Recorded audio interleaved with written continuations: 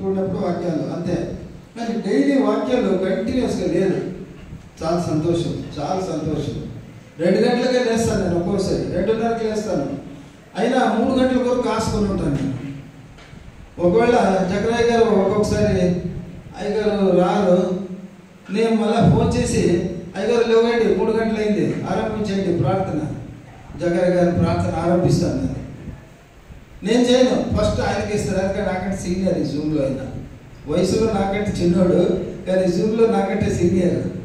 చాలా సంతోషము. ఈ జూమ్లో మరి దేవుడు నన్ను వయసులో ఎక్కువ వయసున్న వ్యక్తిగా నన్ను ఆయన పరిగణించాడు. దేవుని స్తోత్రం. ఒకటి నాకు ముఖ్యమైనది ఏమైందంటే, తెలుగు సరిగ్గా రాదు మాకు. ఈ జూమ్లో వచ్చిన తర్వాత తెలుగు బాగా మాట్లాడడం నేను ఆరంభించాను. చక్కటి తెలుగు, చాలా సంతోషం.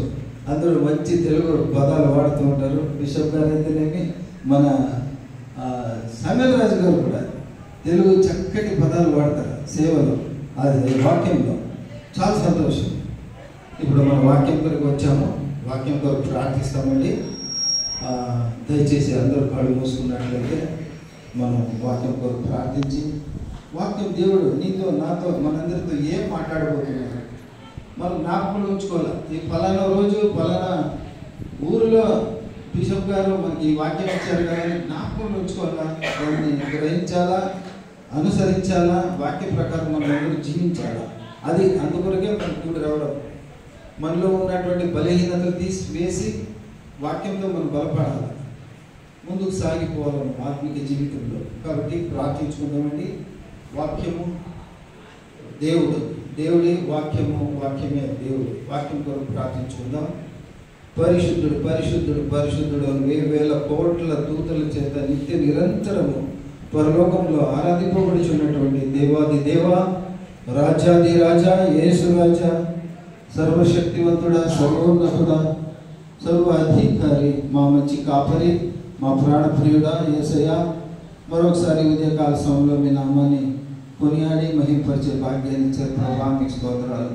అయా, చేరి వచ్చిన వారిని, కూడి వచ్చిన వారిని మీ బలమైన హస్తాలు చెప్తున్నాను. ఆయన నాతో మాతో ఆత్మదేవ మీరే మాట్లాడండి ప్రభా.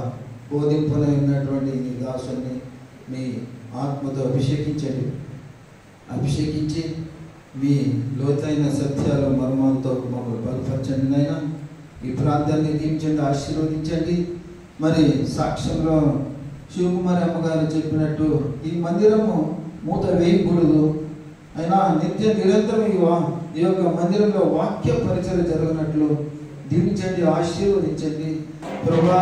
దీనిపైన మాకు విశేషమైన ఆశీర్వాదాలతో అనేకులు మీరు ఆకర్షించుకోండి తండ్రి, మీకు స్తోత్రాలు.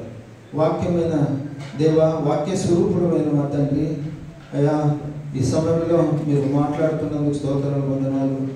దాసుని అభిషేకించినందుకు స్తోత్రాలు. దాసుని ద్వారా మమ్మల్ని అందరినీ వాక్యంతో బలపరిచినందుకు స్తోత్రాలు, వందనాలు. ముందున్న కార్యక్రమాన్ని మీ బలమైన హస్తాలు కొట్టు చెప్తూ ఉన్నాను. తగ్గించుకొని మీ నామాన్ని హెచ్చిస్తూ ఉన్నాను.